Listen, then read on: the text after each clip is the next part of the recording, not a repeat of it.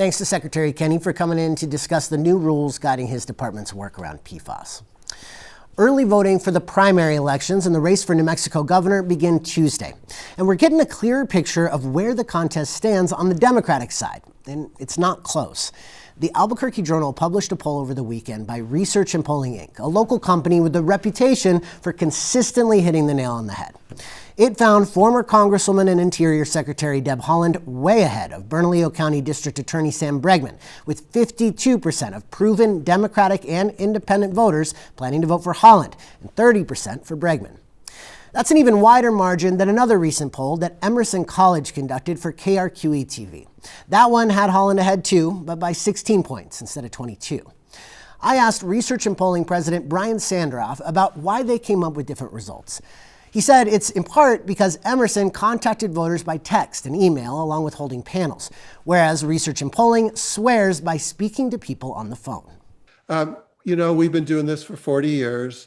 And so we know some of the tricks of the trade to doing it in New Mexico. The big difference between the polls actually was they had a lot higher proportion of undecided voters. And that was because they had a higher proportion of independent voters in their poll. Sandroff's poll included 12% independent voters. This election marks the first time New Mexico will run semi-open primaries, meaning independent voters can choose to participate in one of the major party primaries without changing their registration. Sandroff said that while Research and Polling has a firm grasp on the well-worn patterns of New Mexico elections, how many independents will take the opportunity is a big unknown. And we're not sure.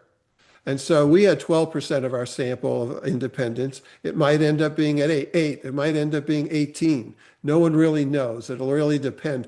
In our surveying of that 12% independents, we found a lot of them really had no idea that the law had changed. So I think over time in New Mexico, the independents are going to play a bigger role in primaries. I think might be a little less this time because a lot of people are still getting accustomed to it and even learning for the first time.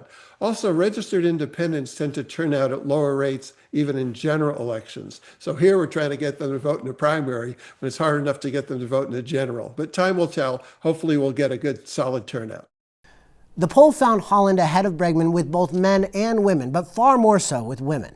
She also polled better with voters of all education levels, but the gap widened among those with a college education. The only demographic Bregman polled better than Haaland with were self-described conservatives. But the catch is that only 12% of Democratic primary voters identify as conservative. And so, yes, I think that Deb Haaland's progressive policies work to her political advantage in a Democratic primary because so many of Democratic primary voters are liberal or progressives. With the poll coming out before even early voting has begun and more than a month before Election Day, Sandroff said he thinks there's a good chance the race will narrow as the weeks go on. Partly because, first of all, Deb Haaland, she got into this race right after she left as Secretary of Interior.